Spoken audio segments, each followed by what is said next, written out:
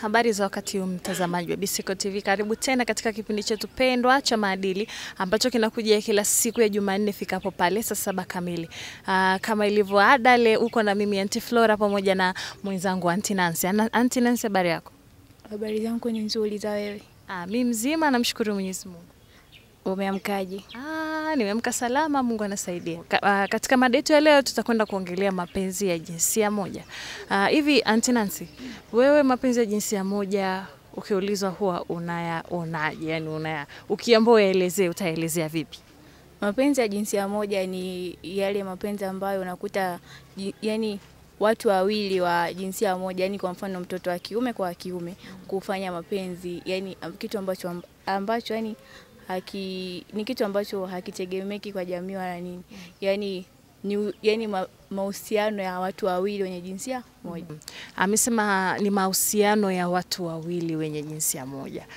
Na unadhani hichi kitu labda ni sahihi?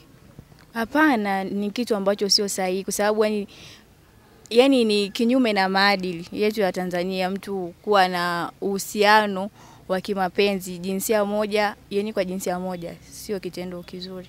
Na sio kitendo kizuri, na ndio maana na pia baadhi ya viongozi wetu wa dini wanajitahidi kupinga sana na kukemea hichi kitendo cha maadili ya cha mahusiano ya jinsia moja. Na kama ilivyo na wenyewe wahusika wa mapenzi ya jinsia moja nao wanajitahidi sana kupigania haki yao, wakidai kwamba na wao wako sawa, wana haki ya wao pia kusikilizwa, wana haki ya wao kupendana. Sasa kwa mimi sidhani kama inaweza kuwa ni kitu sahihi, kwa sababu kwanza moja kwa moja tu hichi kitendo kinaenda against uumbaji wa Mwenyezi Mungu. Yani ni kama tunakuwa tunamkosea Mwenyezi Mungu kwamba wewe Bwana Mungu kuumba jinsia ya kike wewe ulikosea, au wewe Bwana kuumba jinsia ya kiume wewe ulikosea. Ilitakiwa labda tuwe wanawake tu ama tuwe wanaume tu. Kwa leo naomba labda tutagusia madhara kidogo au athari zinazojitokeza kama kutakuwa na mahusiano haya ya jinsia moja. Auntie Nancy, unaona kuna athari zipi katika mahusiano haya ya jinsia moja?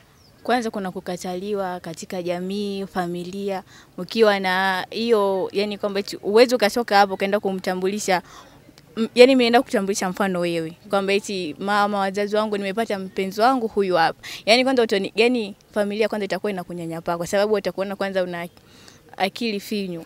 Nahisi mzee Bubero akikubali. Hapana, yani atanitimua na mapanga kabisa. Yani ni kitu ambacho hakitegemei, afu ataona mmeshusha hadhi ya familia. Yes. Kabisa. Na hata mimi sidhani kama inawezekana. Yani kitu kama hicho inawezekana. Na labda wanasema teknolojia inavyokuwa pia mambo yanaonekana. Nahisi hichi kinachoendelea labda ni kutokana na kukua kwa teknolojia. Yani ni utumiaji mbovu wa mitandao. Naona kama hivyo. Yani watu wanapenda wakiona kwenye mitandao wenzetu wanafanya hivi na wenyewe wanaona ni sawa. Kwa wanakuwa wanaleta kwenye jamii wakiona kitu ni sawa. Lakini ni vitu ambavyo viko kinyume kabisa na maadili ya Tanzania. Hatujafundishwa kuwa hivyo. Yani ndoa za jinsia moja hazitakiwi kabisa.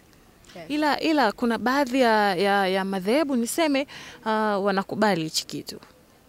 Kuna baadhi ya viongozi wa dini wanasapoti kabisa, na kuna baadhi ya nchi sasa na wamepewa kabisa yani wako unaruhusiwa kabisa kufunga ndoa. Yani unapewa kabisa ruhusa ya wewe na mtu wako kufunga ndoa na mkatambulika kabisa kiserikali. Unaona kama ni sawa kweli? Hapana, kwa hizo dini mimi sidhani kama zinakuwa ziko kwenye haki au mistari. Yani inapotosha jamii. Haitakiwi kuwepo kwa hizo ndoa za jinsia moja. Inatakiwa kupingwa vikali. Haitakiwi. Yani mimi bado nitapinga kwamba ndoa za jinsia moja hazifai katika jamii zetu. Yes. Naam.